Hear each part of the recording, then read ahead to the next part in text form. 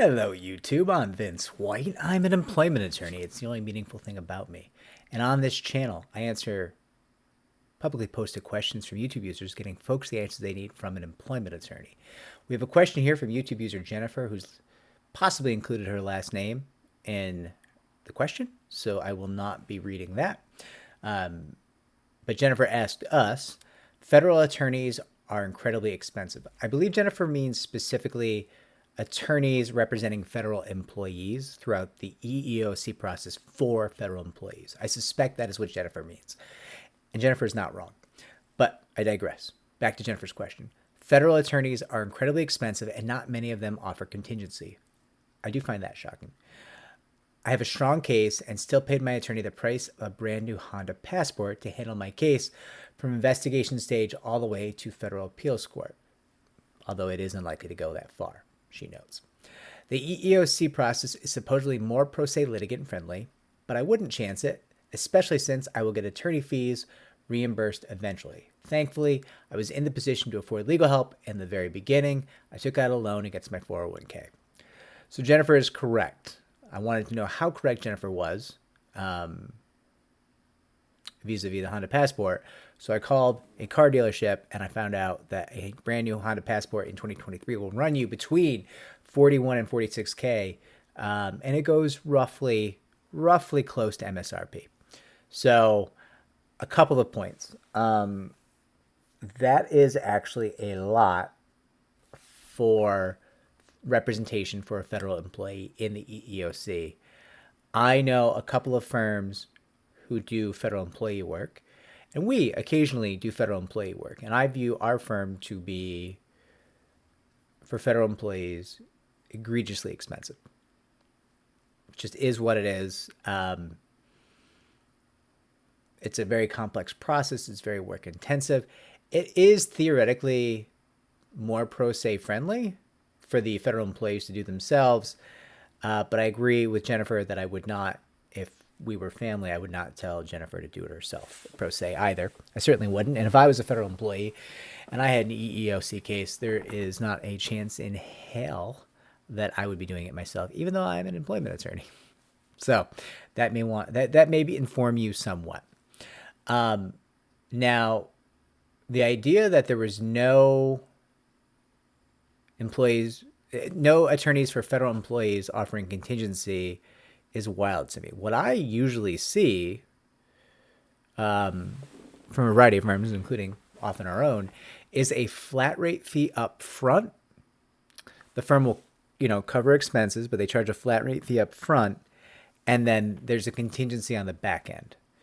Now, pay attention. Some firms will credit back the payment up front and take their contingency, and I've seen firms who don't do that. So big difference, right? If the firm wins you $100,000 and they charged you, 15 up front, let's say they're taking a third, right? It's going to be really nice to get the 15 you paid up front back out of their third, right? Not quite as nice to be paying that firm 33 plus the 15 you paid them up front. It's quite a bit of your lawsuit at that point. That's not great, in my opinion. Now, I will also say that the Honda Passport of 2023 at the $41,000 to $46,000 point, that is an egregiously high. That's a lot. I would not. If that was a flat rate plus contingency, I would be uncomfortable with that fee structure. I don't think there's a single partner or attorney, frankly, in this firm that would feel comfortable charging 46 plus a contingency. That would, it's a lot. It's a lot of money. Honda Passport's a nice car. But you're going to enjoy that Honda Passport a while. You're not going to enjoy your case. You might enjoy the result of your case, but you're not going to enjoy your case. That's a lot of money. I think that's too high if there's a contingency attached to that. If it's hourly, that's about right. Although my mind is boggling that there was no contingency options available at all. No flat rate. I call them hybrids, flat rate plus contingency. They're very common for federal employees, and I think every firm that I'm aware of that actually represents federal employees, of which there are not nearly enough, because the process for federal employees is so complex and time consuming. And they're often not worth quite as much as a private employee. That's why there's fewer firms who do it. But of the firms who do it that I know of, often what I see is a flat rate plus contingency. I'm not familiar with anybody doing it on an hourly basis, although I'm sure people do. I'm sure it sounds, Jennifer, like that may be what you signed up for. But it's just a kind of a note I wanted to throw out there because hourly is not the only option for that.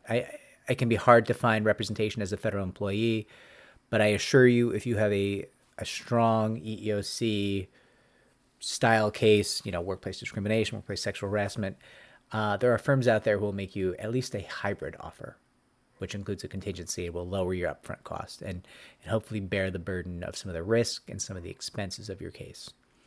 Anyways, Jennifer, I hope that you are greatly successful. I'm glad you had the funds, the capability, the war chest to fight your case, even though you didn't find the representation deals that you wanted.